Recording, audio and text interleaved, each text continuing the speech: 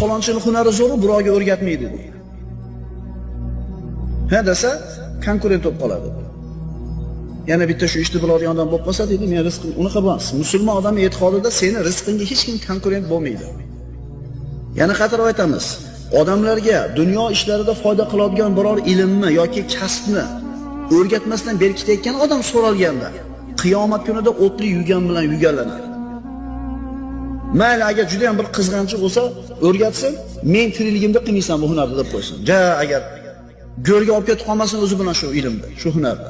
Chunki shu ilmni biladigan boshqa odam yo'q bo'ladi shu musulmonlar orasida shu ilm.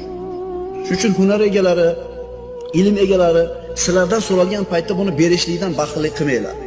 Chunki qiyomatda azobga sabab bo'ladi bu narsa.